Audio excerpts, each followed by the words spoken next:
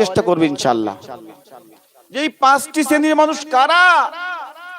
যাদেরকে পাওয়ার জন্য দস্তরখান পেতে বিছিয়ে খোদার জান্নাত অপেক্ষা করছে। কারা সেই 5 শ্রেণীর ভাগ্যবান ব্যক্তি?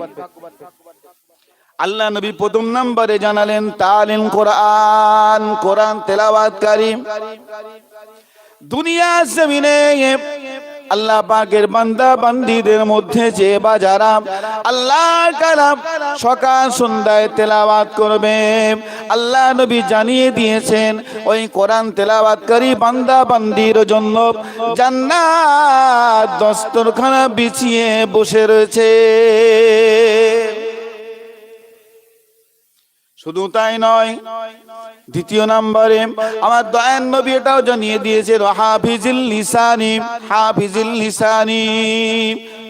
দুনিয়া জমিনে বান্দা বান্দীদের মধ্যে যারা নিজেদের জিহ্বাকে, নিজেদের জবানকে হেফাজত করতে পারবে, আল্লাহর নবী জানিয়ে দিয়েছেন সাহাবীরা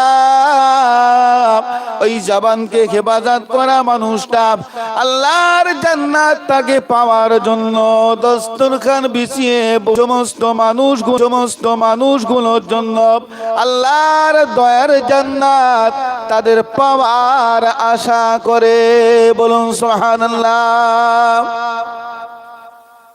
4 নম্বরে আমার সোনার নবী জানিয়ে দিয়েছেন সাহাবীরা ওই সমস্ত মানুষেরা অমতিমুল জিআন, ক্ষুধার্ত মানুষ যারা, অনাহার মানুষ যারা, যারা রাস্তাঘাটে ট্রেন স্টেশনে এখানে সেখানে পড়ে থাকে, ওই ক্ষুধার্ত মানুষদেরকে যারা খানা খাওয়াবে, আমি রাসূলুল্লাহ জানিয়ে দিলাম ওই মানুষগুলোর জন্য জান্নাত দস্তরখানা বিছিয়ে বসে রয়েছেন। বলুন সুবহানাল্লাহ।